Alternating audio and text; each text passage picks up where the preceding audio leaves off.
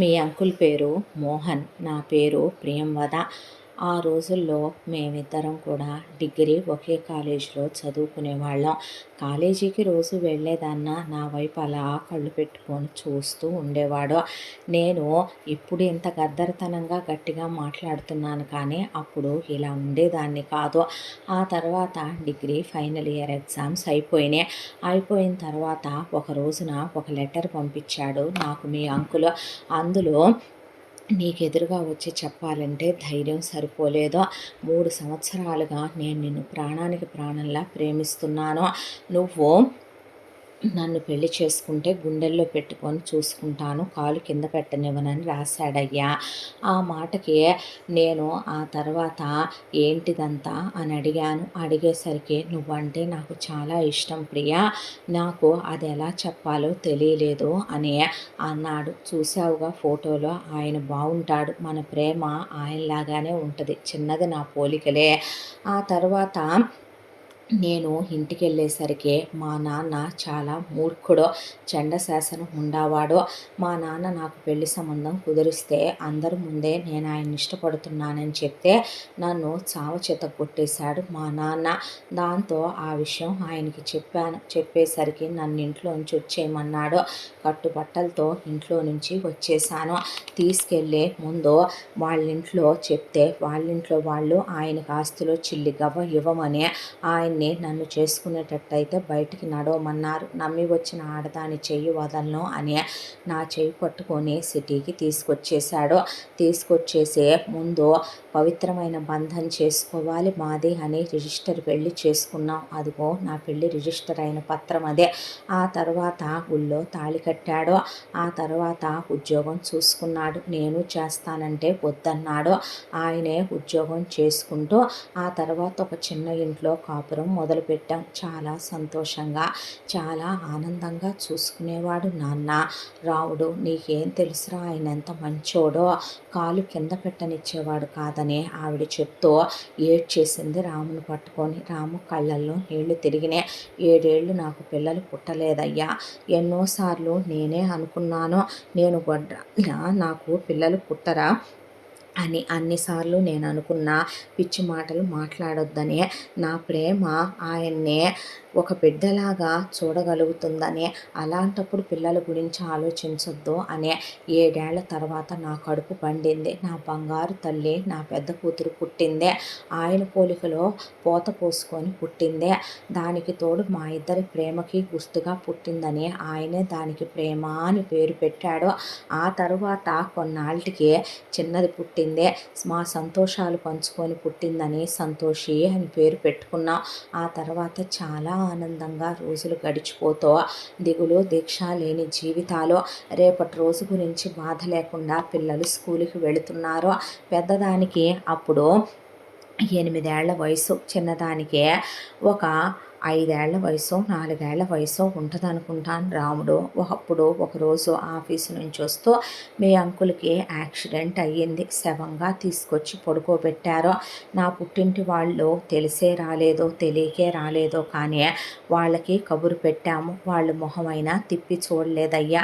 నా అత్తింటి వాళ్ళు వచ్చారు. వచ్చిన తర్వాత వాళ్ళు మా కొడుకే పోయాక ఇంకా నీతో పిల్లలతో ఏం సంబంధం లేదు, కాదు, కూడదు అంటే నీ కూతుళ్ళని తీసుకొని మా 2 ఇళ్లల్లో పాచి పనులకు పెట్టమని నన్ను వచ్చి వాళ్ళ అమ్మా నాన్న దగ్గర పాచి పనులు చేయమనమనంటే ముందు బయటికి నడవమన్నాను.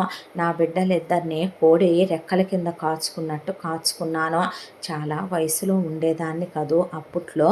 దాంతో ప్రతి ఒక్క వెధవ కన్ను ఇద్దరు ఆడపిల్లల తల్లినని నా మీదే ఉండేదే. ప్రతి ఒక్కడూ రాయేయాలని, నా మీద గుడ్డగాలు చేయాలని, తాటాకులు కట్టాలని చూసేవాడు. దాంతోనే గొంతు పెట్టుకొని బ్రతకటం మొదలుపెట్టాను. మిషన్ కుట్టడం వచ్చు నాకు. దాంతోనే ముందు ఒక మిషన్గా మొదలుపెట్టాను.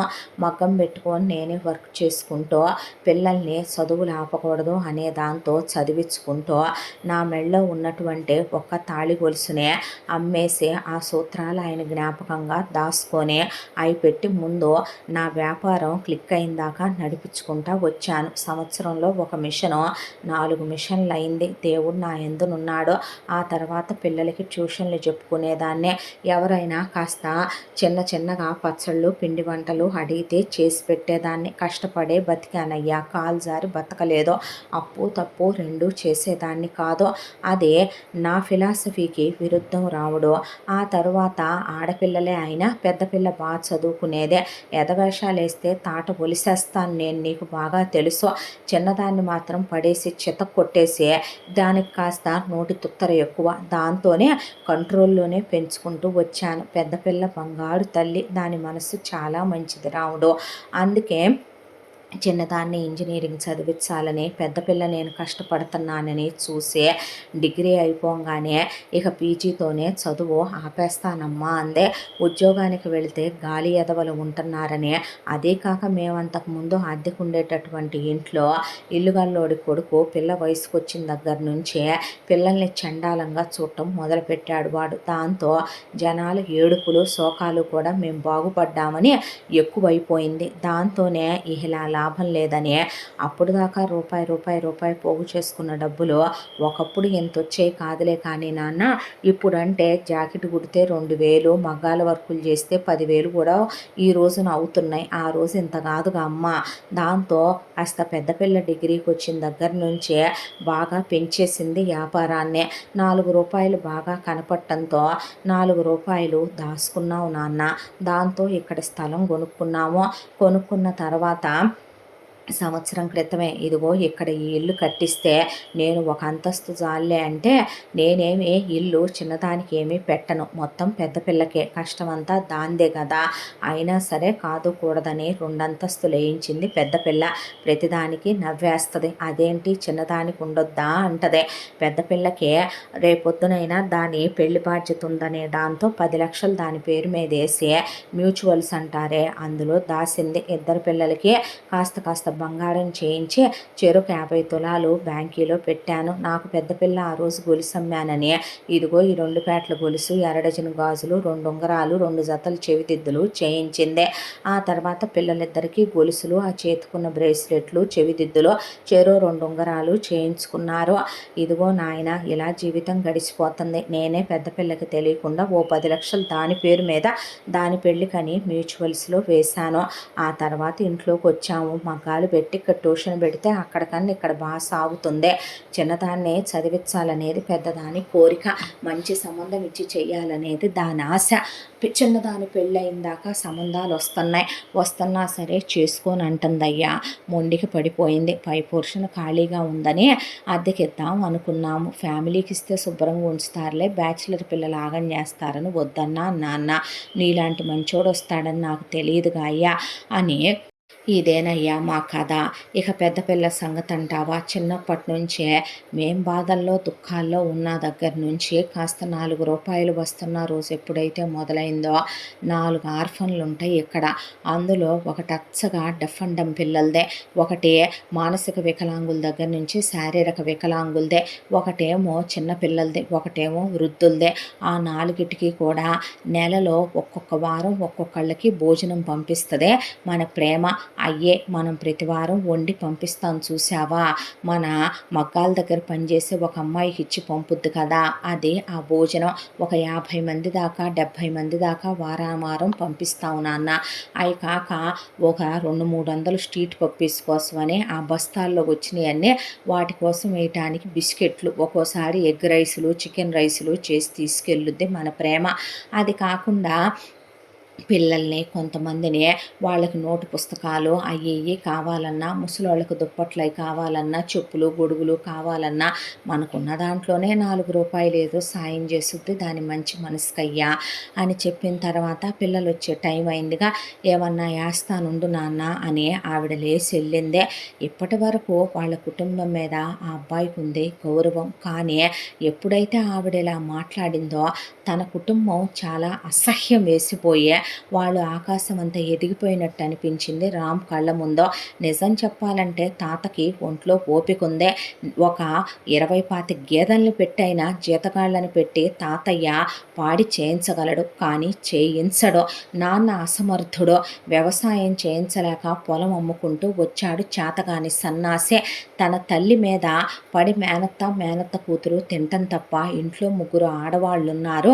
ముగ్గురి చేత ఏదైనా పాడి చేయిద్దాము, ఇలా మిషన్లు పెట్టిద్దాం. అత్తకి అమ్మకి మరదలకు కూడా మిషన్లు కుట్టడం వచ్చు, మగ్గం వర్కులు కుట్లు అల్లికలు వచ్చు.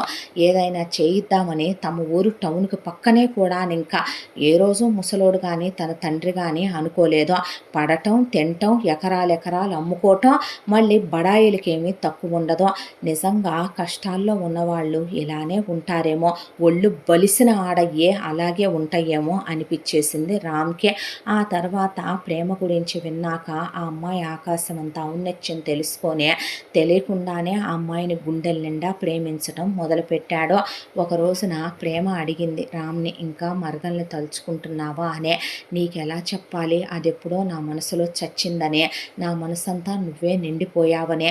నిజమైన ప్రేమ అంటే ఏంటో నాకు ఇప్పుడు తెలుస్తోంది ప్రేమ. చిన్నప్పటి నుంచి మా జంబులింగం గాడు అదే నీ పెళ్ళామనే మా ముసలోడు పెద్దయ్యాక వీడికిచ్చే చేస్తానని, అది జాంబవతి మా మేనత్త చెప్పిన మాటలన్నీ నమ్మి నేనింట్లో అది ఉంటుంది కదా అని చెప్పి పెళ్ళామని ఊహించుకున్నందుకు నా చెప్పుతో కొట్టాలే. నాకు ఒక మనసు ఉంటుందని, నాకు నీలాంటి భార్య అయితేనే కరెక్ట్గా సెట్ అవుద్దని నేను తెలుసుకోవటానికి దేవుడు ఇక్కడికి పంపించాడేమో నన్ను అనేసరికి కొన్ని జ్ఞాపకాలు ఎప్పుడో ఫేడ్ అవుట్ అయిపోయినాయిలే అనేసరికి గుడ్ బాగా చదువుకోమని ఆ అమ్మాయి అన్న మాటకి చాలా సంతోషం అనిపించింది. ఆ తర్వాత ఒక రోజున తను బయటికి వెళ్ళి వచ్చేసరికి సంతోషే డా అనేసరికి, ఏంటి సంతోషే అంటే అక్కని చూడటానికి పెళ్లి వాళ్ళు వచ్చారు అనేసరికి పై ప్రాణం పైనే ఎగిరిపోయింది. నిజం చెప్పాలంటే ప్రేమని తను ప్రేమిస్తున్న విషయం చెప్పాలి అంటే ఒకటి ధైర్యం చాలలేదు. దానికి కారణాలు కొన్ని. ఒకటి, తనకి ఫ్యామిలీ రెస్పాన్సిబిలిటీస్ ఉన్నాయి. ముందు ఆ దరిద్రాన్ని వదిలించుకోవాలి. తర్వాత తన మనసులో తన మరదలు లేదనే విషయం వీళ్ళకి వివరంగా అర్థమయ్యేలా చెప్పాలి. అన్నిటికన్నా మూడోదే, ఆంటీ సెటిల్డ్ కానీ అబ్బాయికి ప్రేమని అస్సలు ఇవ్వదు. అదే తను సివిల్స్ స్కోర్ చేస్తే కనుక, తనకే పోస్టింగ్ వస్తే కనుక అప్పుడు తను ధైర్యంగా అడిగి ఆంటీని ప్రేమని గెలుచుకోవచ్చు అని గొంతులో మాట గొంతులోనే ఆపేసుకొని అలా వచ్చి పక్కకి నుంచున్నాడు. ఒకవైపున ఆంటీ ప్రేమని రెడీ చేస్తూ లోపల ఉంటే ఈలోపు సంతోషే తొక్కలే అక్కిచ్చేదేముందని తీసుకొచ్చి వాళ్ళకి అలా కాఫీ టిఫిన్లు అక్కడ పెట్టి, మా అక్కని మీరు ప్రేమగా చూసుకుంటారా, అత్తామామల్లో చూసుకుంటారా, అమ్మా నాన్నల్లా చూసుకుంటారా అనేపాటికి అమ్మా నాన్నల్లానే చూసుకుంటామమ్మా అన్న తర్వాత, మాకు ఆడపిల్లలు లేరమ్మా, మీ అక్కనే సొంత బిడ్డలా చూసుకుంటాము అన్న తరువాత పెళ్ళిళ్ళ పేరయ్య అక్కడే కూర్చొని, అమ్మ వారిద్దరూ గవర్నమెంట్ ఉద్యోగస్తులుగా రిటైర్ అయ్యారమ్మా, స్థిరచరాస్తులు బాగా ఉన్నాయి. వారికి సంజయ్ అబ్బాయి పేరు, పెళ్లి కొడుకు పేరు, ఒక్కడే కొడుకు. పుట్టక పుట్టాడు అబ్బాయి. సాఫ్ట్వేర్ ఆఫీసులో పెద్ద పోస్ట్లో ఉన్నాడు, లక్షల్లో జీతం వస్తోంది. అక్కయ్య సుఖపడుద్దమ్మా అంటే, నీకేమైనా ప్రేమాయణాలు ఉన్నాయా అంతకుముందు అనేసరికి సంజయ్ లేవన్నాడు. అన్న తర్వాత, మా అక్కని హ్యాపీగా చూసుకుంటావా? చూసుకుంటానన్నాడు. మా అక్క చాలా మంచిది తెలుసా, మా అక్కని ఏమీ అనకూడదు నువ్వు, మా అక్కని చాలా బాగా చూసుకోవాలి అన్న తర్వాత, సంతోషే అమ్మొస్తే కొట్టుద్ది, తప్పు అలా మాట్లాడకూడదు అని రామంటే, ఇతనెవరని చూస్తున్నారా, మా ఇంట్లో అద్దెకుండే అబ్బాయే, చాలా చాలా మంచోడు. ఆ రాముడు తెలుసా మీకు, శ్రీరాముడు, అలాంటి వాడే మా ఈ రాముడు కూడా. ఏంటి ఇంట్లోకి వచ్చి గదుల్లో తిరిగేస్తున్నాడు అనుకుంటున్నారా, మా క్యాస్టే, అందుకే మా అమ్మ ఇంట్లోకి రానిచ్చిందనే వాటికి వాళ్ళు వీళ్ళ క్యాస్ట్ కాదు. దాంతో పంతులు గారు రామ్ వైపు చూసి, వాళ్ళు వీళ్ళ క్యాస్ట్ కాదయ్యా అనేపాటికి, సంతోషి నువ్వు రా, ఏమనుకోకండి అన్న తర్వాత, పర్లేదులే బాబు అంటే, మీరు మా క్యాస్ట్ కాకపోయినా మా అక్కనిచ్చి చేయటానికి మా అమ్మ మిమ్మల్ని రమ్మనమనే కదా అందే, మీరు అలాంటివన్నీ ఫీల్ అవ్వకూడదు, మా రామ్ గురించి చెప్పాను నేను అంది సంతోషి. చేయి పట్టుకొని పక్క లాక్కొచ్చేసాడు రామ్. పర్లేదులే, వాడు ఎలాంటోడో తెలుసుకోవద్దు, క్యాస్ట్ విషయంలోనే ఈగో ఫీల్ అయితే రేపు పక్కన ఎలా చూసుకుంటాడో, మనకెందుకు అమ్మ కొట్టుద్దిరా నిన్ను అన్న తర్వాత, ప్రేమ వచ్చి కూర్చుంది. కూర్చున్నాక ప్రేమని అలా చీరలో తనివి తీరా చూసుకుంటూ నుంచున్నాడు రామ్. నుంచున్న తర్వాత దేవతలా కనిపించింది. ఎందుకో తన మరదలు ఒకప్పుడు చాలా అద్భుతంగా కనిపించేది తన కళ్ళకే. కానీ ఈరోజు నిజంగా ప్రేమని చూస్తుంటే గుళ్ళో దేవత వచ్చి తన ఎదురుగా నుంచుందా అన్నట్టే అనిపించేసింది ఒక క్షణం మనసుకే.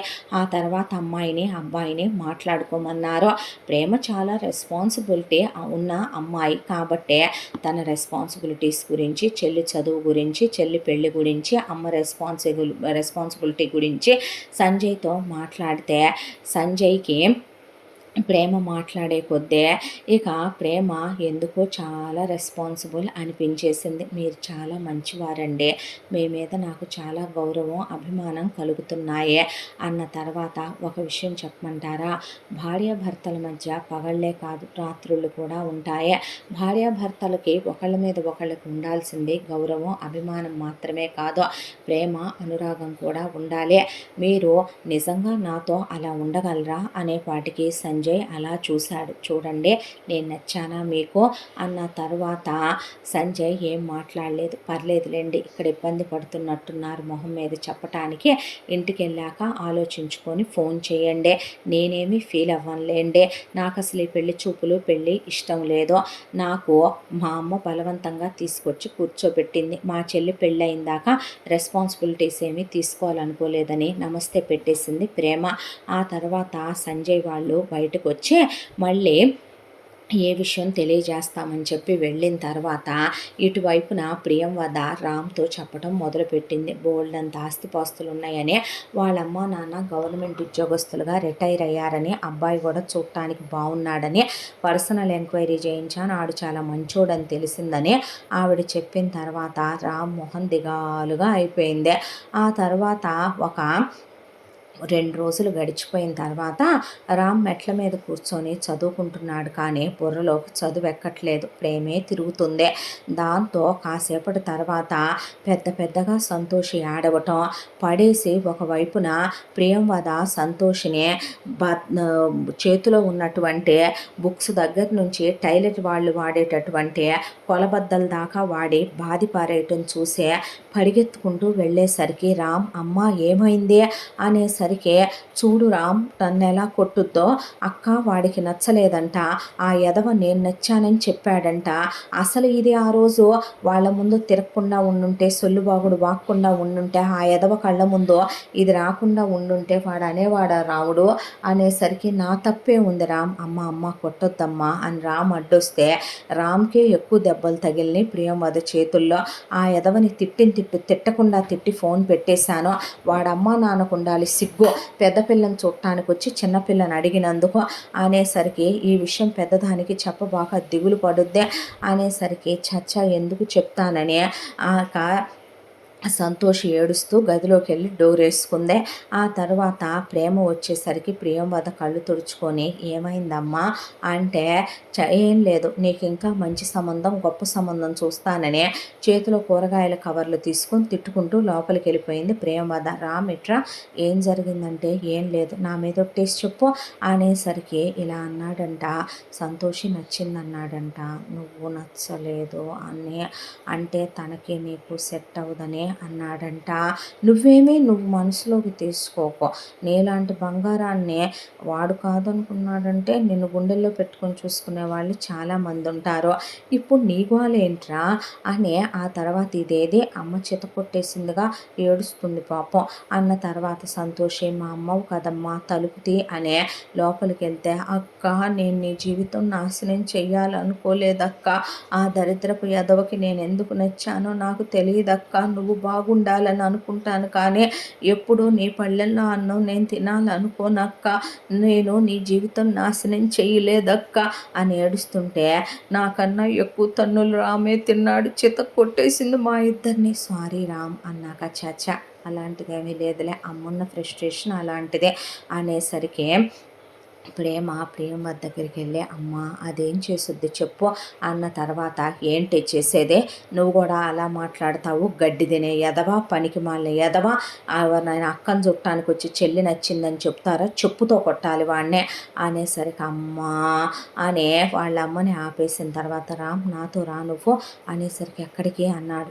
చెప్తా అన్న తర్వాత ముందు ప్రేమ రాముని తీసుకొని ఆ పెళ్లి కొడుకు ఎక్కడ పనిచేస్తాడో తెలుసు కాబట్టి ఆ ఆఫీస్ దగ్గరికి వెళ్ళి సంజయ్ని కలవాలి అన్న తర్వాత బయటకు వచ్చాడు సంజయ్. వచ్చిన తర్వాత చెల్లి నచ్చిందని చెప్పావా అమ్మకి అని అడిగేసరికి చేతులు పట్టేసుకొని బావుడు మన ఏడ్చేసి కర్చీఫ్తో కళ్ళొత్తుకుంటుంటే వీడు నాకన్నా ఘోరంగా ఉన్నాడు ఏంటి అనుకున్నాడు రామ్. అనుకున్న తర్వాత ప్రమాణం చేసి చెప్తున్నానండి మిమ్మల్ని చూస్తే ఒక సిస్టర్ ఇలా ఫీల్ వచ్చిందే మిమ్మల్ని చూస్తే ఒక అక్కలా వదినలా అనిపించారు. మీరు చాలా రెస్పాన్సిబుల్ చాలా మంచివారు మిమ్మల్ని చూసి చాలా గౌరవం వచ్చిందండి అన్న తర్వాత ఇప్పుడు ఏమైందండి అంటే మీకు విషయం చెప్పనా చిన్నప్పటి నుంచి నేను పుట్టానని అమ్మా నాన్న ఇద్దరు ఇంట్లో ఉండేవాళ్ళు కాదు.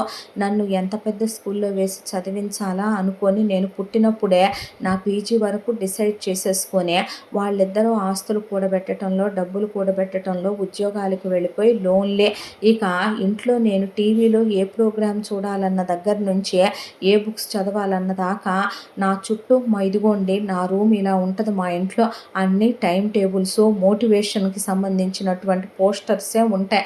అవన్నీ చూస్తూ పెరిగి పెద్దయ్యాక బీటెక్ ఎంటెక్ చేసి ఇలా సాఫ్ట్వేర్ ఉద్యోగం తెచ్చుకొని ఇదే కంపెనీలో ఉద్యోగం రావాలన్నందుకు ప్రయత్నించి ఇవాళ ఈ పొజిషన్లో కూర్చున్న దాకా మా అమ్మ మా నాన్న నిద్రపోలేదో నా బతుకు ఎటు సైలెంట్ నాకు మాట్లాడే వాళ్ళు కావాలి. మా ఇల్లు లైబ్రరీలా ఉంటుంది మా ఇంట్లో ఎవరు మాట్లాడరు. నేను మిమ్మల్ని పెళ్లి చేసుకున్నాననుకోండి మీరు నాలాగే రెస్పాన్సిబుల్ మీరు తక్కువ మాట్లాడుతున్నారు మీరు నేను ఇద్దరూ అలాగే ఉంటే కనుక నా జీవితం నాకు సంతోషంగా ఉండదనిపించిందే. తను చూడగానే గలగలా మాట్లాడేసరికి తన మాటలే నచ్చాయండి. నిజం చెప్పాలంటే తను మీకన్నా ఏం అందగత్తె కాదు కదండి. ఆ మాట దాంతోనే చంపేసుద్దంది ప్రేమ. రామ్ అలా నుంచున్న తర్వాత ప్రామిస్ చేసి చెప్తున్నానండి తను నా లైఫ్లోకి వస్తే గలగలా నవ్వుతూ ఉంటుంది. ఆ నవ్వుల్లో నేను నా గతాన్ని మర్చిపోవచ్చు అనుకున్నానండి అన్న తర్వాత అది నచ్చిందా నిజంగా దాన్ని నీకు ఇచ్చి పెళ్లి చేస్తే హ్యాపీగా చూసుకుంటావా మా అమ్మ నాన్న మీద దేవుడి మీద నా మీద ఒట్టేసి చెప్తున్నానండి చాలా ప్రేమగా చూసుకుంటాను అన్న తర్వాత మీ అమ్మగారు పచ్చి బూతులు తిట్టారండి సారీ తప్పుగా అనుకోకు నా తప్పు ఉందలేండి నేను ఆవిడతో మీ రెండో అమ్మాయికి నాకైతే సెట్ అయ్యేలాగుంది మీ పెద్ద అమ్మాయితో సెట్ అయ్యేలా లేదో ఐఎమ్ సారీ ఆంటీ అనేసరికి ఆవిడ కోపం వచ్చింది. మీరంటే ఇష్టం అనుకుంటా కదా ఆంటీకి అనేసరికి తెలుసుగా మరి నీకు ఇంకా నేను చెప్పేది ఏముంది అంది ప్రేమ. అన్న తర్వాత ఇది మా చెల్లెల నెంబరు ఆవిడ తిట్టుద్దేమోనండి. తిట్టుద్దు మరి ప్రేమించానంటున్నావుగా అన్నప్పుడు తిట్టించుకొని ఒప్పించుకోవాలి మరి చేయగలిగింది ఏముంది అన్న తర్వాత మీరు ఆవిడ్ని నాకు ఇచ్చి పెళ్లి చేస్తారా టైం పట్టుద్ది మా అమ్మ వెంటనే ఒప్పుకోదు పర్లేదండి నేను మా వాళ్ళని ఒప్పించుకోవాలిగా అన్న తర్వాత సరే మరి అలాగైతే అని వెళ్ళొస్తాను అన్నాక అలాగే వదిన గారు దేనికేం తక్కువ లేదు అని చెప్పిన తర్వాత ప్రేమ పద అని రాముని తీసుకొని వస్తే బాధపడలేదా ప్రేమ అన్నాడు. దేనికి రామ్ దేనికి బాధపడాలి నా ఒక రెస్పాన్సిబిలిటీ తీరిపోతున్నందుకు నాకు ఆనందంగా ఉంది. ఇంకొక 6 నెలల్లో దాని బీటెక్ ఎటు అయిపోతుంది. బీటెక్ అయిపోయిన తర్వాత అది ఉద్యోగానికి వెళతానంటుంది. చిన్నప్పటి నుంచి మేము కష్టాలే పడ్డాం. అదే సంజయ్ని పెళ్లి చేసుకుందనుకో అమ్మా నాన్నలకి చాలా కాలానికి పుట్టిన కొడుకు సంజయ్. వాళ్ళ అమ్మ నాన్నకి గవర్నమెంట్ వాళ్ళు లక్షల్లో పెన్షన్లు ఇస్తున్నారు. స్థిరచరాస్తులు ఉన్నాయి సొంతిళ్ళు ఉన్నాయి స్థలాలు ఉన్నాయి బోల్డంత ఆస్తిపాస్తులు ఉన్నాయి. వాళ్ళకి వెనక దోచిపెట్టడానికి కూతుళ్ళు లేరు. పోనీ తోడుకోడళ్ళు గొడవలు అవుతాయి అనుకోవటానికి ఇంకా కొడుకులు లేరు. సో చెల్లినే ప్రేమగా చూసుకుంటారు. చెల్లిని వాళ్ళు బాగా చూసుకుంటారనే నమ్మకం నాకుంది. ఇక సంజయ్య మన దాని నోటి కింద దాని వెనకాల హచ్చుకొక్క పిల్లల్లే తిరిగే రకమే వీడు. నీకు అర్థం కావట్లా దాన్ని అంత ఇష్టపడుతున్నాడు అంటే ఒక ఆడపిల్లకి తను చెప్పిన మాట వినే భర్త దొరకటం కన్నా ఇంకా అదృష్టమేముందే. అదే కాక వేరు కాపురం ఉంటారు సంజయ్ వాళ్ళు. ఎందుకంటే వాళ్ళమ్మ నాన్నకి ఆధ్యాత్మికంగా వాళ్ళు ఎప్పుడూ తీర్థయాత్రలకి వాటికి తిరగటం, ఇంట్లో ఉన్న భజనలు అవి పెట్టుకొని వాళ్ళకి ప్రైవసీ ఉండాలి. కోడలు పీరియడ్స్లో ఉంటుంది కాబట్టి వాళ్ళకి ఇంట్లో ఉండకూడదంట. కొడుకు వాళ్ళు ఇంటిమేషన్లు అయ్యి జరుగుతాయి కాబట్టి అలా చూసుకున్న మన సంతోషే హ్యాపీగానే ఉంటుంది కదో. ఇప్పుడు ఉద్యోగానికి వెళ్ళక్కర్లా, సుఖపడుద్దే. సంజయ్ దానికి ఎదురెదురు చేసేవాడే తప్ప చేయించేవాడు కాదు. ఒక ఆడపిల్లని ఇచ్చుకునే ఇంట్లో దాని లైఫ్ సెక్యూరిటీ కూడా చూసుకోవద్దా? రేపొద్దున నా పాటికి నేను పెళ్లి చేసుకొని వెళ్ళిపోమంటది అమ్మ. అలా వెళ్ళిపోతే దాని లైఫ్ ఏమవుద్దా అనే టెన్షన్ నాకుండదా? మరి నీ గురించి నాకెవరో ఒకళ్ళు దొరుకుతారు. ఇప్పుడు నాకు కంగారే ఉంది. నాకంటూ ఒకటి రాసి ఉండడా? నీకెందుకు రాసి ఉండడో? నీకే గొప్ప, ఏ కలెక్టర్ రాసున్నాడో నువ్వొకడివే అనేసరికి రామ్ నవ్వేసి ఆ తర్వాత ఆ పెళ్ళి ఫెయిల్ అయిపోయినందుకు దేవుడు కొబ్బరికాయ కొట్టుకొచ్చుకున్నాడు వెళ్ళే. ఆ తర్వాత ఇంటికి వచ్చిన తర్వాత సంతోషి దగ్గరకు వచ్చే సేమ్ ఇదే చెప్పింది ప్రేమ. నేనా వాడిని చీరేస్తా, వాడిని అస్సలు చేసుకోనక్క నేను అన్న తర్వాత తప్పు అలా అనకూడదు. నేను ఆలోచించానంటే నీ గురించి కరెక్ట్ కాదంటావా? కానీ అక్క నువ్వేమీ నా బ్రతుకు నాశనం చేయట్లేదమ్మా, అక్క చెప్పేది విను అన్నాడు రామ్. అది కాదు రామ్, నీ గురించి పెద్దోళ్ళం మాకు తెలీదా? అదిగో పెద్ద మనిషి కూడా చెప్తున్నాడు విను అంది ప్రేమ. ప్రేమ అంటే ముందు తమరు ఐఏఎస్ క్రాక్ చేయండి తర్వాత చెప్తురు కానీ అన్నాక ఫోన్ చేస్తుంటే మాట్లాడలేదంటే ఏంటే తిడుతున్నావంట, బూతులు తిట్టి ఫోన్ పెట్టేశావంట. మరి వాడితో నేను మాట్లాడినా అమ్మలా కాదే, నువ్వు అతనికి అమ్మలా బిహేవ్ చేయి ఒక్కసారే. పిచ్చోడే, చిన్నప్పటి నుంచి వాడినెవరూ అర్థం చేసుకోలేదు. వాడు ప్రేమ కావాలనుకుంటున్నాడు నీ దగ్గర నుంచే. ఏమోలే మా అక్కని చూడటానికి వచ్చే నన్ను కావాలనుకున్నాడని ఫర్ గ్రాంటెడ్ తీసేసుకోకు, తర్వాత రిగ్రెట్ ఫీల్ అవ్వాలి. నిన్ను కావాలనుకున్నాడు వేరే వాళ్ళ మీదకి మనసు మరల్చుకునేలా చేయకు. అమాయకుడేలే అని ఆడుకుంటే 3 కాళ్ళ కుందేలైన మగాళ్ళు ఎదురు తిరగటానికి 3 నిమిషాలు, సెకండ్ ఫ్యామిలీలు స్టెఫ్నీలు రావటానికి 5 నిమిషాలు పట్టదు నీ లైఫ్లోకి. హ్యాపీగా ఉండండి, మీ ఇద్దరు ఇంటిమేటెడ్గా ఉండండి, క్లోజ్గా ఉండండి, అతనితో ప్రేమగా ఉండో. అనవసరమైన విషయాలు దెప్పి పొడచొద్దు. వాళ్ళ అమ్మా నాన్నలతో ప్రేమగా ఉండు. వాళ్ళ అమ్మా నాన్నల గురించి ఏమీ అనొద్దు. వాళ్ళు ఆరోగ్యంగా ఉన్నంతకాలం వాళ్ళు విడిగానే ఉంటారంట. బాగోనప్పుడు తెచ్చి అమ్మా నాన్నల్లా చూసుకో. ఒకళ్ళు పోయి ఒకళ్ళు వచ్చారనుకో, పోయిందాకా నువ్వే కూతురులా చూసుకోవాలి. వినపడిందా? వెంటనే పిల్లల్ని కనకు, హ్యాపీగా లైఫ్ ఎంజాయ్ చేయ, ట్రిప్పులకి వెళ్ళు. వాళ్ళు ప్రతిరోజు రాత్రే హనీమూన్ రాత్రి లాగానే ఉండాలి. సంజయ్తో ప్రేమగా ఉండటం నేర్చుకో, వెధవేషాలు వేయకో అని చెప్పాక ఫోన్ మాట్లాడు. అలాగని లిమిట్స్లో ఉండో. సినిమాలు, షికార్లు, షాపింగ్లు, గిఫ్టులు తీసుకోవటాలు ఎలాంటి కాదు కావలసింది. అతనేంటో, అతని ఇష్టాలు ఏంటో, అతని మనస్తత్వం ఏంటో తెలుసుకో అని చెప్పింది ప్రేమ. అవన్నీ వింటూ రామ్ అలా నుంచుంటే ఏంటి అంది కళ్ళెగరేసి ప్రేమ. నువ్వు అక్కవు కాదులే అనేసరికి నువ్వు అమ్మవి, నువ్వు నా చిన్నప్పటి నుంచి ఫ్రెండ్గా ఉండుంటే నేను ఇలా ఉండేవాడిని కాదులే అన్నతో తప్పచా అందే. అన్నాక నవ్వాడు. ఆ తర్వాత ప్రేమవదను ఒప్పించేసరికి తాతలు దిగొచ్చారు ప్రేమకే. బ్రతిమిలాడి ఆ తర్వాత నేను ఒప్పుకోనే అనేసరికి అమ్మ నా మాట కాదంటావా నువ్వు అనేసరికి అమ్మ ప్రేమ ఏది ఆలోచించినా కరెక్ట్గా ఉంటుందని నువ్వేగా అంటావు. అది కాదురా రామ్ అన్నాక వాళ్ళ అమ్మ నాన్న ముందు నేను చచ్చిపోతానని సంజయ్ కత్తి గొంతు మీద పెట్టుకునేసరికి వాళ్ళు ప్రేమవదకు ఫోన్ చేసి క్షమాపణలు చెప్పి ప్రేమను క్షమించమంటే ఏంటి అంకుల్ మీరు కూడా మా చెల్లిని హ్యాపీగా చూసుకోండి చాలు, అమ్మ నెత్తిని పెట్టుకొని చూసుకుంటామని సంతోష్కి 200 తులాల బంగారం పెట్టి డైమండ్ సెట్ పెట్టి పెళ్లి ఖర్చులు, ఎంగేజ్మెంట్ ఖర్చులు వాళ్లే పెట్టుకొని వీళ్ళ చేత రూపాయి కూడా ఖర్చు కానివ్వకుండా సంజయ్ వైపు ప్రేమవద అలా చూస్తుంటే ఆంటీ మీరు నేను తప్పుగా అనలేదని ఎప్పుడు అర్థం చేసుకుంటారు. నేను ఆవిడ్ని వదినగా చాలా గౌరవిస్తున్నాను. నా పెద్ద కూతురికి సంబంధాలు దొరకవనుకుంటున్నావా నువ్వు?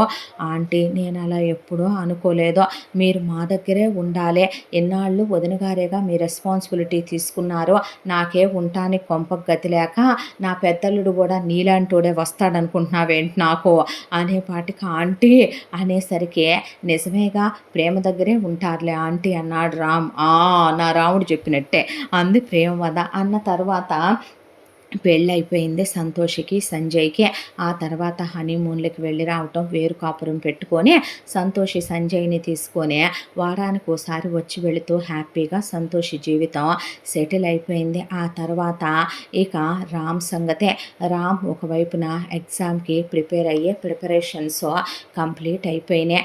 గుడికి తీసుకెళ్ళి రామ్ కోసమని ప్రేమ మొక్కుకొని ఆ తర్వాత 100 కొబ్బరికాయలు ముందే కొట్టేసింది.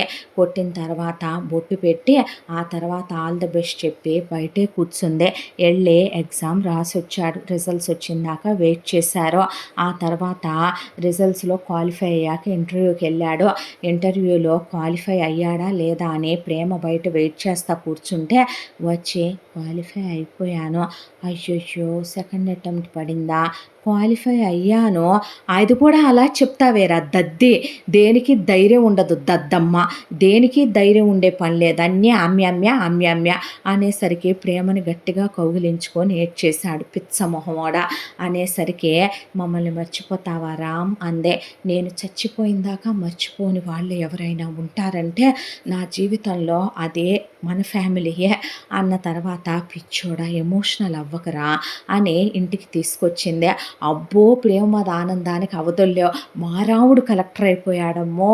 అప్పుడే కాదమ్మా ట్రైనింగ్ అవ్వాలి అన్నాక ఆ తర్వాత ఆ అమ్మాయి అన్నీ ప్యాక్ చేసి ప్రేమవాది ఇక్కడి నుంచి పచ్చళ్ళు పొళ్ళు నెయ్యి అన్నీ పెట్టి రాముడు టయానికి తినరా అని ఏడిశాక వచ్చి సంతోషి సంజయ్ సెండ్ ఆఫ్ ఇచ్చారు. ఇచ్చిన తర్వాత స్టేషన్కి నేను వస్తాను పదమని ప్రేమ తోడొచ్చింది. రైలు ఎక్కి దిగేసి అమ్మాయిని పట్టుకొని ఎక్కిళ్ళు పెట్టి ఏడ్చాడు.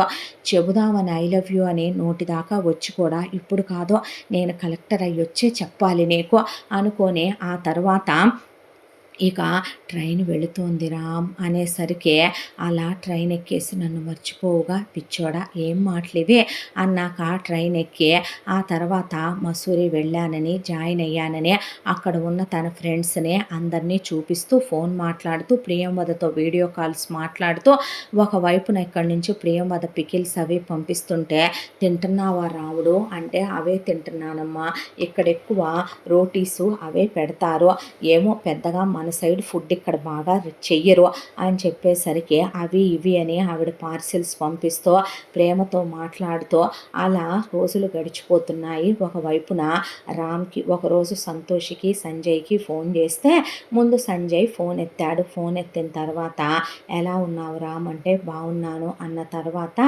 సంజయ్ ఏంటి ఈ మధ్య కొంచెం డల్గా ఉంటున్నావు అంటే ఏం లేదు బాగానే ఉన్నాను అన్న తర్వాత సంతోష్ ఫోన్ తీసుకొని నీకు అవి కూడా తెలుసు మరే ఏరా ఏమైంది అనే పాటికే ఇంకా ఎన్ని రోజులు దాచుకుంటావు మనసులో చెప్పకుండా ఏంటి ఏంటి ఏంటి అన్నాడు సంజయ్. అక్కని ప్రేమిస్తున్నానని చెప్పే వెళ్ళకూడదు రామ్ అంటే అలా కాదులే సంతోషే తిరిగి రావాలి వచ్చిన తర్వాత కలెక్టర్ అయ్యాక అన్నాక లవ్ చేస్తున్నావా బ్రో అనే పాటికి రామ్ ఏం మాట్లాడలేదు. అంతే వీళ్ళింట్లో లేడీస్ ముందు మగాళ్ళం మాట్లాడలేమో ఆ రోజు నేను చెప్పగలిగానా అబ్బచా నువ్వాపు అనేసరికి సంతోషి అన్నాడు రామ్. ఆ సర్లే అన్నాక నువ్వు ఇప్పుడు నన్ను ఎక్కిరిచ్చావా అనేసరికి లేదులే లేదా సర్లే అలాగైతే అన్నాడు సంజయ్. వీడు నాకన్నా తింగరోడు దొరికాడు దీనికి అనుకున్నాడు రామ్. అనుకున్న తర్వాత అమ్మ పెళ్లి సంబంధాలు చూస్తుంది అక్కకే అని చెప్పింది సంతోషి. అవునా అనే అటు ప్రేమవదికి ఫోన్ చేస్తే పెళ్ళోళ్ళు ఆదివారం వస్తామన్నారు రాముడు. ఇదిగో వాడేలాగంట అమ్మ ఇద్దరు కొడుకులు ఉన్నారు. పెద్ద కొడుక్కి ఆల్రెడీ మేనగోడల్ని కోడలుగా చేసుకున్నారంటే మన ప్రేమని వాళ్ళు కూతుర్లా చూస్తారంటావా చూడరుగా క్యాన్సిల్ అంది ప్రేమవద. అన్న తర్వాత నెక్స్ట్ అమెరికా సంబంధం వస్తే ఒక అమ్మాయిని ఇలాగే అమెరికాకి తీసుకెళ్ళాక వాడు గే అని తెలిసిందంట. ఆ టెస్ట్ మనం ఛాన్సలేంగా క్యాన్సిల్ అంది. ఆ తర్వాత ఇంకో అబ్రాడ్ సంబంధం వస్తే అక్కడికి ఎత్తుకెళ్ళి టార్చర్లు పెడుతున్నారంట క్యాన్సిల్ అంది. ఇలా ఈ 2 సంవత్సరాల్లో చాలా సంబంధాలు చెడగొట్టుకుంటూ వచ్చేసాడు రామ్. ఇక ఆ తర్వాత ఫైనల్గా ఒక సంబంధం వచ్చింది. ఆ అబ్బాయి గురించి ఏం చెప్పి చెడగొట్టాలో కూడా రామ్కి తెలియకపోతే నువ్వుండు నేను వెళ్తాను ఏ సంజు పద అన్నాక సంజయ్ని తీసుకొని వెళ్ళి సంతోషే ప్రియంవదతో అమ్మా నీకు ఒక విషయం చెప్పనా ఏంటే అనేసరికి వాడు అక్కను చూడటానికి వచ్చి చండాలంగా నా వైపు చూస్తూ పెదం కొరికాడే అనేపాటికి గాలి ఎదవా క్యాన్సిల్ అంది ప్రియంవద.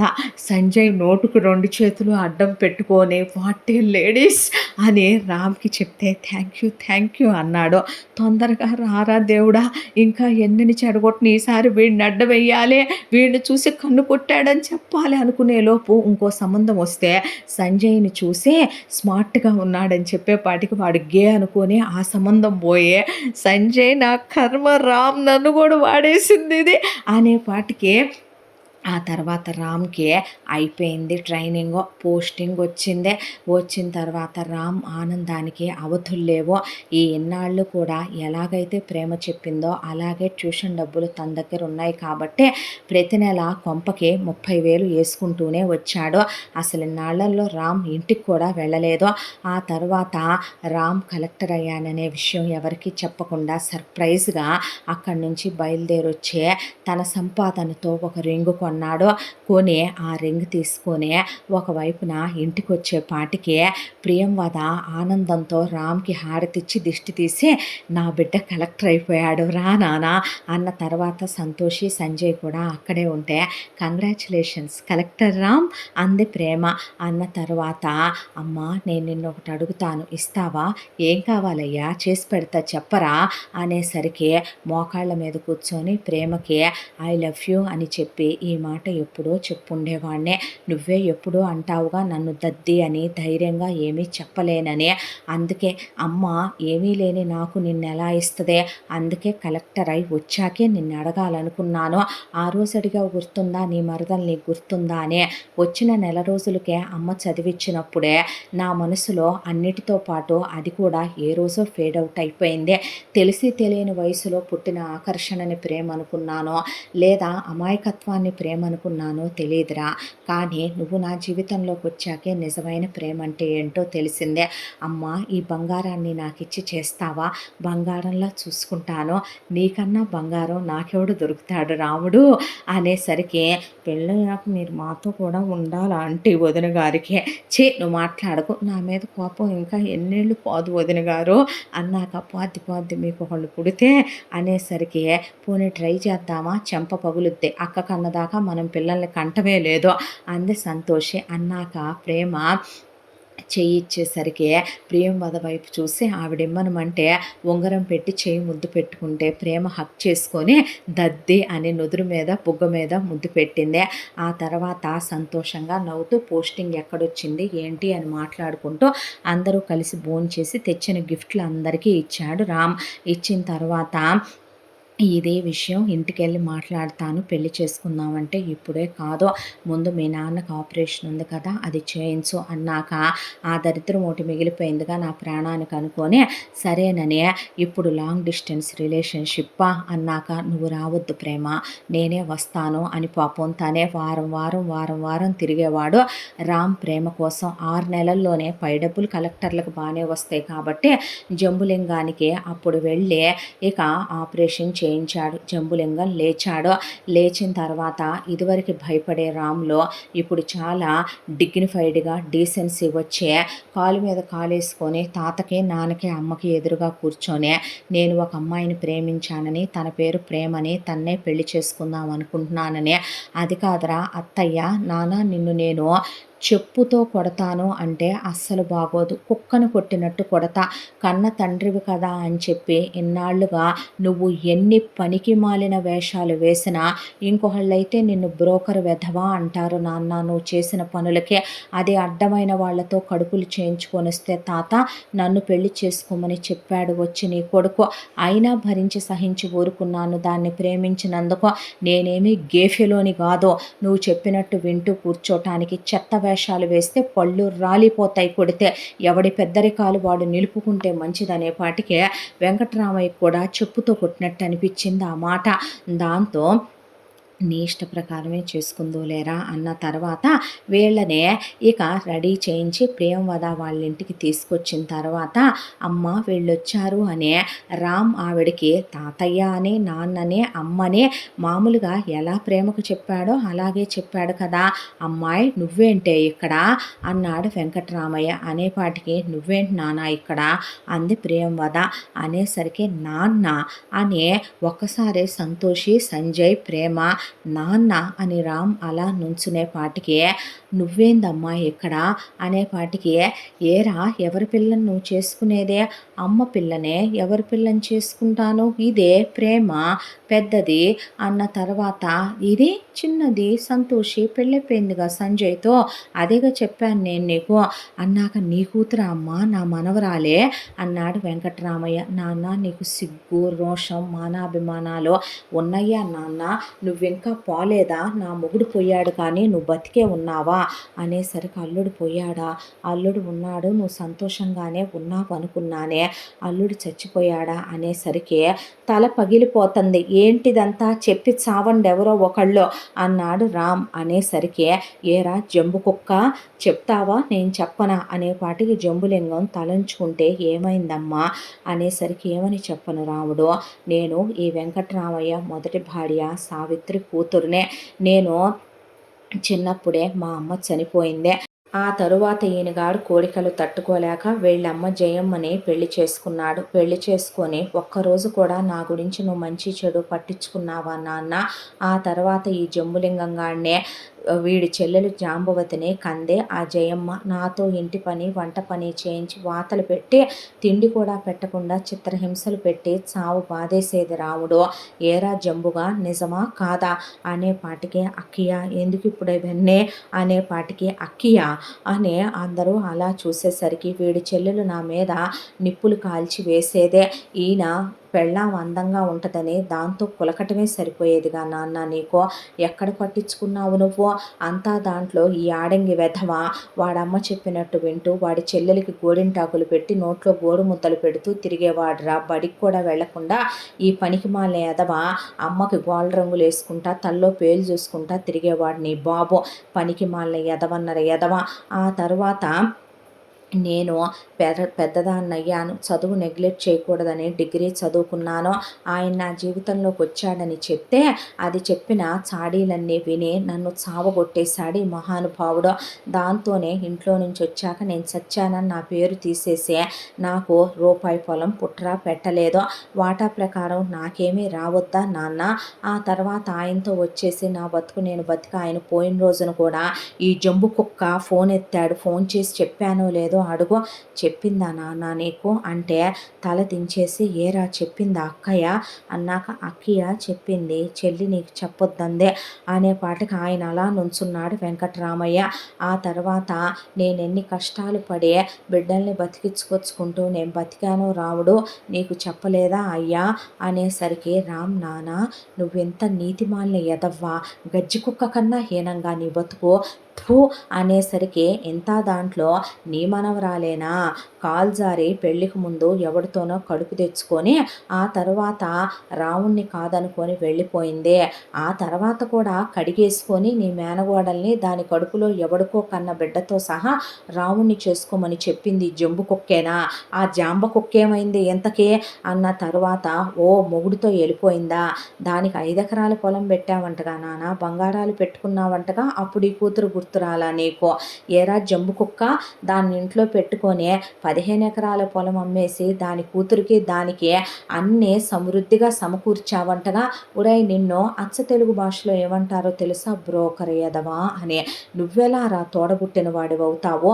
ఎంతైనా నేను సవితక్కను కదా, అతని సొంత చెల్లెలు కదా, అంత కారిపోయిందనమాట నీకు దాని మీద అనేపాటికి, వెంకట్రామయ్య చేసావురా జంబు అనేపాటికి జంబులింగం ఏం మాట్లాడలేదు. ఆ తర్వాత, ఎంతమందికి వస్తుందిలే వదిన నీలాంటి అదృష్టం, నువ్వు చావకూడదనుకున్న అన్నయ్య పోయి నీకేమో దరిద్రం కొద్దీ ముండమోపిరాత ప్రాప్తమైంది. నేను కోరుకుంటున్నా నాకు అదృష్టం ఇవ్వలేదు. చూసావా దేవుడు, అంత అన్యాయం నేనేం చేశాననే పాటికి ప్రతిమ జంబులింగాన్ని లాగిపెట్టి కొడితే ఎల్లి కింద పడ్డాడు. ఏం చేశావా? ప్రతిమ అని పేరు పెట్టుకున్నాను కదా అని నేను పిచ్చిదాన్ని అనుకుంటున్నావురా? నా స్త్రీధనం మింగేశావు, నా బంగారం మింగేశావు, నీ చెల్లెలకు ఊడిగాలి చేయించావు, నీ చెల్లెల కూతురికి ఊడిగాలి చేయించావు, మీ నాన్న ముందు నోరెత్తొద్దని నన్ను భయపెట్టేవాడివి, కొట్టేవాడివి, తిట్టేవాడివే. నీ బతుకు ఎవడికి తెలియదు మామయ్య, వీడేంటో తెలుసా నీకు అని ఆవిడ చెప్పుకొచ్చింది ఒక వంతున. ఇక అమ్మాయి నన్ను క్షమించవే, జరిగిందేదో జరిగిపోయిందే. రాముడు నీ పెద్ద బిడ్డని ఇష్టపడుతున్నానన్నాడు అన్న తర్వాత, అమ్మా నీకు నా గురించి తెలుసు కదూ, ప్రేమ లేకపోతే నేను చచ్చిపోతానమ్మా, నిన్నెందుకు కాదంటానయ్యా. అలాగనే వీళ్ళింటికి మాత్రం నా పెద్ద కూతుర్ని నేను పంపించను, ఆ ఇంటికి తీసుకెళ్తానని నేనెప్పుడు చెప్పానమ్మా. అసలు నేనెప్పుడూ తీసుకెళ్ళను, నువ్వే వచ్చి నాతో ఉందుగానే. వాడు తండ్రిగా సచ్చి చాలా కాలం అయిందే. నా రెస్పాన్సిబిలిటీ మంచో చెడో తాత అమ్మ బతకాలి కాబట్టి అక్కడ ఆల్రెడీ ఇదిగో ఈ కొద్ది కాలంలోనే నేను 10 ఎకరాల పొలం కొన్నాను, అదే వాళ్ళు కౌలు చేసుకుంటూ బ్రతుకుతారు, సొంతిల్లు ఉంది కదా, ఈడు బతికే ఉన్నాడుగా, ఆపరేషన్ చేయించానుగా, నేను వెళ్ళను అన్న తరువాత ఆవిడ్ని బతిమిలాడాడు వెంకటరామయ్య.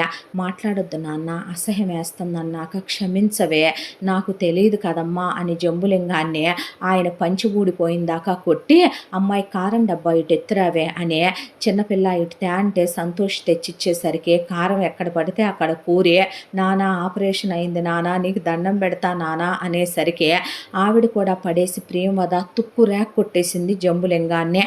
ఆ తరువాత పెళ్లి ఏర్పాట్లు మొదలయ్యి ఎక్కడైతే పోస్టింగ్ వచ్చిందో రామ్కి, ఆ ఊరికి అందరూ రామ్కి ఇచ్చినటువంటి క్వార్టర్స్ అవన్నీ చాలా పెద్దవి కాబట్టి అక్కడికి పెళ్లి ఏర్పాట్లు చేయటానికని సంజయ్ వాళ్ళ అమ్మ నాన్న ప్రియంవద ఒకవైపున, జంబులింగం, ప్రతిమ, వెంకటరామయ్య, ఇంకొంతమంది చుట్టాలు జనాలు రామ్ అక్కడికి వెళ్ళారు.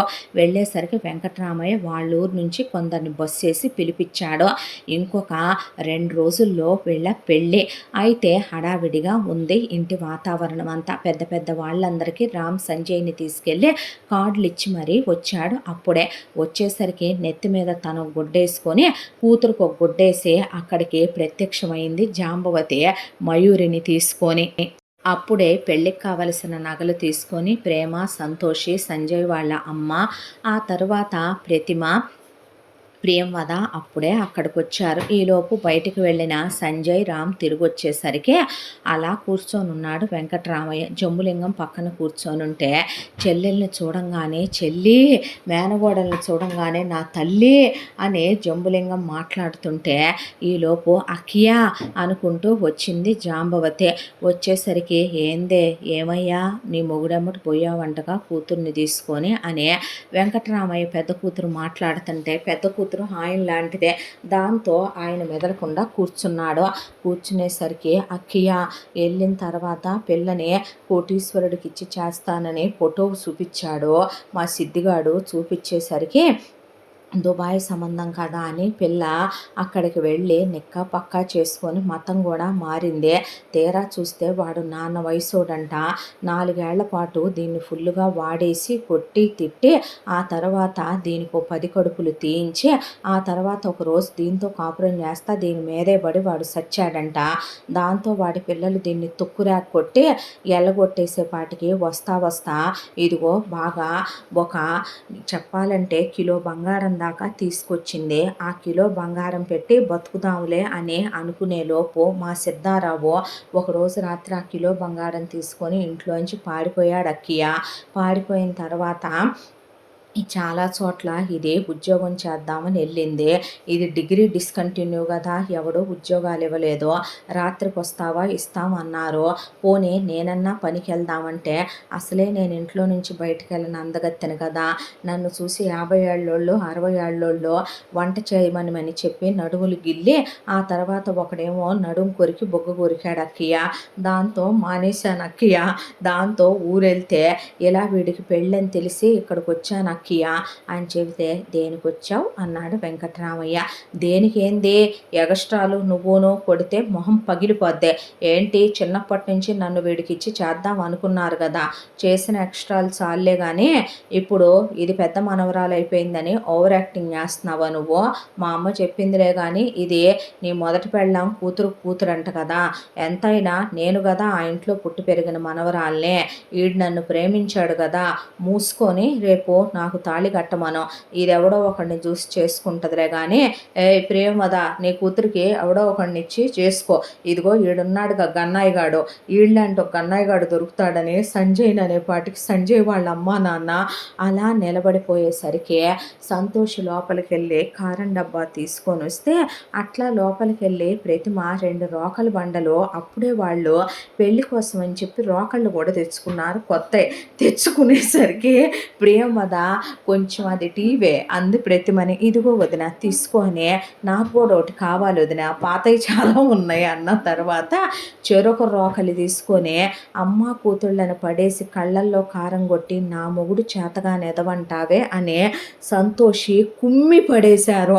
వామ్మో వాయ్యో వామ్మో వాయ్యో అన్నాక మీరు లేవండమ్మా అన్నాక నాన్న ఏం మాట్లాడటం లేదే నువ్వు అనేసరికి ఏం మాట్లాడనో, ఎంతైనా మయూరే మన సొంత నాయనమ్మ పుట్టినటువంటి మేనత్త కూతురు కదా, నువ్వు న్యాయంగా దాన్నే చేసుకోవాలేమో, నువ్వు ఇప్పుడు మధ్యలో ఎంతైనా ప్రేమద అక్కయ్య కూతుర్ని నువ్వు చేసుకుంటానంటే అక్కయ్య ఓకే అన్నా మరి మన పిల్లకి అన్యాయం జరుగుద్ది కదా, ముసలోడి మాటలు వినకూడదు నువ్వు అనేపాటికి పడేసి fat fat fat fat fat పెట్టింది తీశాడు రామ్ జంబులింగాన్ని.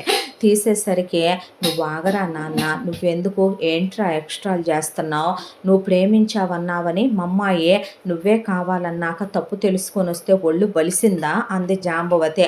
పడేసి కుమ్మేశాడు రామ్ జాంబవతిని. ఆ తర్వాత మయూరి ఒళ్ళు బలిసిందా ఏంట్రా పనికి మాలిన ఎదవ, ఏంటి కలెక్టర్ అయ్యానని బలుపా అనేపాటికి కొడితే నోట్లో పళ్ళన్నీ కదిలిపోయి బొళక్కన పడింది బ్లడ్ బయటికి. నేను గేఫెలో అనుకున్నావేంటే, మగాడిని కాదనుకున్నావా, చీరేస్తా జాగ్రత్త, నువ్వు వద్దులే కానీ మనవడా నువ్వు ఆగమనమని. ఏంటి నాన్న జాంబు కూతుర్ని ఇప్పుడు ఇచ్చి చేయటానికి ముసలోడు చెప్తే ఎందుకు వినాలి, అదే కదరా నువ్వు అందే.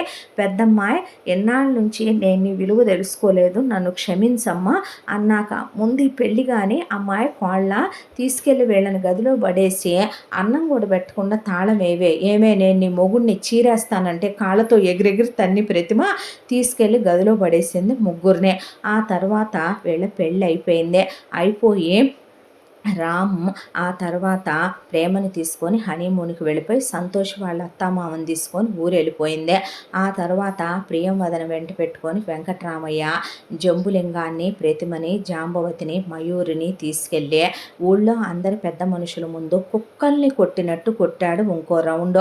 ఆ తర్వాత ఇలాగే ఉంచితే డైరెక్ట్గా నా ఇల్లు రెడ్ లైట్ ఏరియా అయిపోద్దని చెప్పి వాళ్ళ ఊరికి 10 ఊళ్ళ అవతల ఒక అబ్బాయి రెండో సంబంధం అబ్బాయి, ఆ అబ్బాయికి 2 పిల్లలు ఉన్నారు.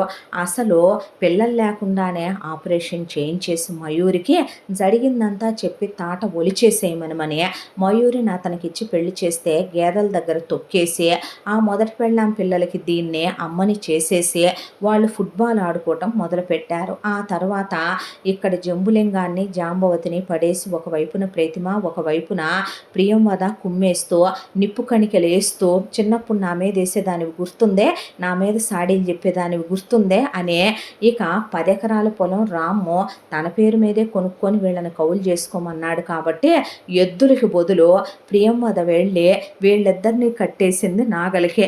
కట్టి వెంకటరామయ్య కొరడాతో సరుస్తుంటే పొలం అంతా దున్నిచ్చి ఆ తర్వాత ఇంటికి వచ్చాక గేదెల్ని పెట్టి జంబులింగంతో గేదెల దగ్గర ఇంటి పని అంతా ఒకవైపున జాంబవతితో చేయిస్తూ ఆ తర్వాత రామ్ ప్రేమ హనీమూన్ నుంచి తిరిగి రాగానే ప్రియంవద వెళ్ళిపోయి ప్రతి 2-3 నెలలకు ఒకసారి వచ్చి కుమ్మేసి వెళ్ళటం మొదలుపెట్టింది ప్రియంవద కూడా. ఆ తర్వాత ప్రేమకి రామ్కి 2 పిల్లలు పుట్టారు. ముందు పుట్టిన తర్వాత సంతోషికి సంజయ్కి 2 పిల్లలు పుట్టారు.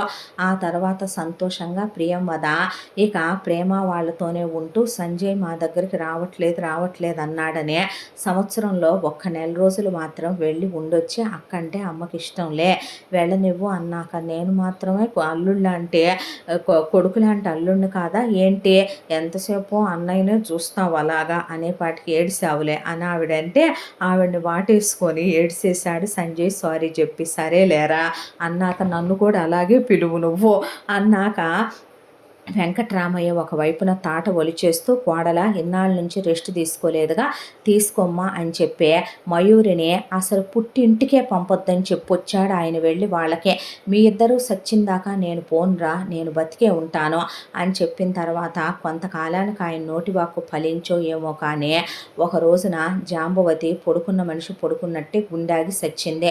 దరిద్రం వదిలిపోయింది. శుభం భూయాత్ అనుకున్నాక చెల్లిపోయిందని దిగులేసుకొని జంబులింగం పోయాడు. దరిద్రం వదిలిపోయిందని ప్రతిమ ముండ మూసేసింది. ఆ తర్వాత వెంకట్రామయ్య ప్రతిమను తీసుకొని ఇక ప్రియంవద అక్కడే ఉంటుంది కాబట్టి రామ్ దగ్గరికే వెళ్ళిపోయారు. అలా ప్రశాంతంగా పిల్లలతో ఆడుకుంటూ వెంకట్రామయ్య ఒకవైపున బయట రామ్కి ఇచ్చిన క్వార్టర్స్లో తోటమాలులు వాళ్ళు ఉంటే పనులు చేస్తూ కూరగాయలు పెంచుకుంటూ ఆయన కాలక్షేపం చేస్తుంటే, ప్రతిమ ఒకవైపున అవి ఇవి అని వంటశాలలో పడి వంట చేసుకుంటుంటే, ప్రియంవద పిల్లల్ని పెంచుకుంటూ పూజా పునస్కారాలు చూసుకుంటుంటే, ప్రేమ చాలా ప్రేమగా, రాముడికి ప్రేమ మీద చాలా ఎక్స్పెక్టేషన్స్ ఉన్నాయి కాబట్టి హ్యాపీగా వీళ్ళిద్దరూ ట్రిప్పులకు వెళ్ళొస్తూ సరదాగా పిల్లలతో ముసలోళ్ళతో మధ్య మధ్యలో సంతోషి, సంజయ్ వాళ్ళ అత్తామామలు వచ్చి వెళుతూ ఆనందంగా ఈ కుటుంబం ఇలా తృప్తిగా సంతోషంగా 3 పువ్వులు 6 కాయలుగా సాగిపోతూ వీళ్ళ జీవితాలు ఈ కథ ఇలా కంచికి చేరిందే. మీకు నిన్నే ఈ కథ అప్లోడ్ చేయాలి. క్రిస్మస్ వేడుకలు ఉండటం వల్ల మా ఇంటి పక్కన ఉన్న చర్చిలో చాలా లౌడ్ స్పీకర్స్ పెట్టి మ్యూజిక్ చాలా హెవీగా పెట్టారు. వాళ్ళు మంచి ఫెస్టివ్ వైబ్స్లో ఉన్నట్టున్నారు. దాంతో మనం ఎవరిని ఏమీ అనలేం కదండి. అందుకే నాకు అప్లోడ్ చేయటం కుదరలేదు. నా వాయిస్ను కూడా డోర్స్ క్లోజ్ చేసుకున్న డామినేట్ చేసేంత పెద్ద మైకులు పెట్టుకున్నారు. అందుకే అప్లోడ్ చేయలేకపోయాను. కొందరు అడిగారు ఎందుకు అప్లోడ్ చేయలేదు అని. అదే దీనికి కారణం. మరో మంచి కథతో తప్పకుండా కలుసుకుందాం. ఇంతటితో ఈ కథ సమాప్తం. ఇంత మంచి కథను మనకు అందించిన కథ రచయిత్రి జి. యామిని శ్రీనివాస్ గారు. ఇలాంటి మంచి మంచి కథలు ఎన్నో వినాలనుకుంటే మన ఛానల్ని తప్పకుండా లైక్ చేయండి, షేర్ చేయండి, సబ్స్క్రైబ్ చేయండి, బెల్ ఐకాన్ క్లిక్ చేసి ఆల్ అనే బటన్ని ప్రెస్ చేయడం మర్చిపోకండి. మరో మంచి కథతో తప్పకుండా రేపు మళ్ళీ మీ ముందుకు వస్తాను. రేపు వచ్చే కథ మీకు ఇంకా చాలా చాలా నచ్చేస్తుంది. సస్పెన్స్ థ్రిల్లర్ స్టోరీ అన్నమాట. ఓకేనా? బాయ్.